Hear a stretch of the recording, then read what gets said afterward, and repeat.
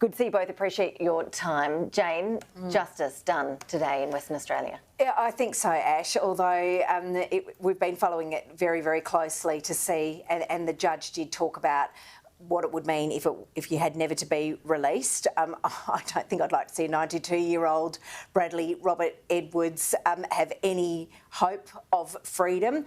I think the most powerful things today were those victim impact statements that we heard from his victims today in the court. One woman saying, by the time I was in his vehicle, I was picturing my own gravesite, and the other woman talking about how she can't be hugged, she can't hug her children, she can't hug her husband. These victim impact statements have been extremely powerful and have made for very, very upsetting listening. But these women did say that they did this for their families, and one woman said that they had referred to him as a monster in her family. She said, but he's not a monster, Ashley. Indeed, he's just a coward.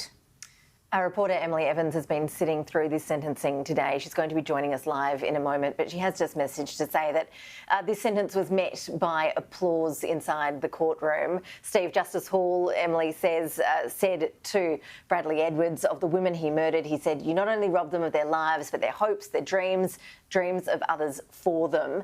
He noted that Bradley Edwards has refused to participate in a psychiatric report, that he's shown no remorse over this entire period and the very long trial. He noted that he's a stoic, a controlled person, calm, unemotional, remorseless. We'll wait and find out if there was any reaction from Bradley Edwards himself to that sentencing. But when you look at how this sentencing played out today, there was a debate about how these crimes undermined community safety, the impact on the community, and how that should be taken into account as well in terms of the sentencing today. The defence argued that it accepted the impact the deaths had on the victims and their families, but didn't accept the impact on the wider community. The prosecution said that that needed to be a consideration in determining sentencing. There's this debate as to whether the community in Perth was essentially another victim, because this is a man who terrorised and traumatised Perth through his actions.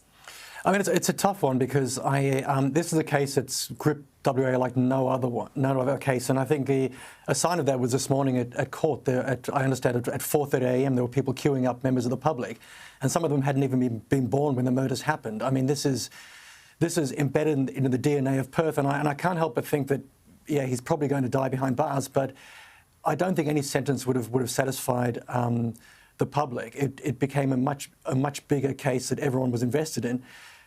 But I just can't, these are my initial reactions, but I just can't help but think that the families would have had a bit more peace if it was never to be released. And of course, the family of Ciara Spears, who have had kind of no insight into what happened to their daughter, nothing's clearer. And from all signs so far, Edwards is never going to admit to killing any of the girls, and won't admit to revealing, or won't say where her body is. So it's one of those things where it's the end. It's a decision the community's been waiting for. I mean, some of these victims for more than 30 years.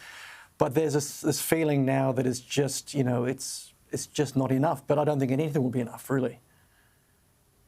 Jane, we were just talking a lot there, and the focus has really been on the girls who were murdered. But today the sentencing was for 7 offences. We've seen the 2 murders of Jane Marwick and Ciara Glennon.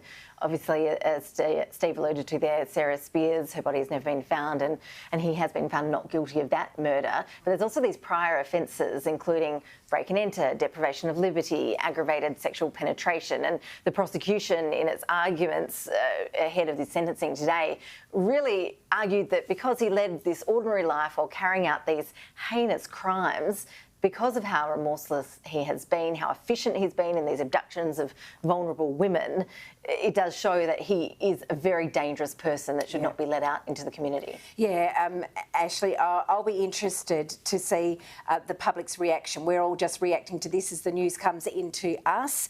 But the judge did say that this man led an ordinary life while his offending was escalating, and he used the word dissimulate, which means being able to disguise your thoughts and feelings, his ability to carry on as normal. And that is the thing I think that shocked people who knew him, a seemingly unremarkable man capable of such heinous crimes.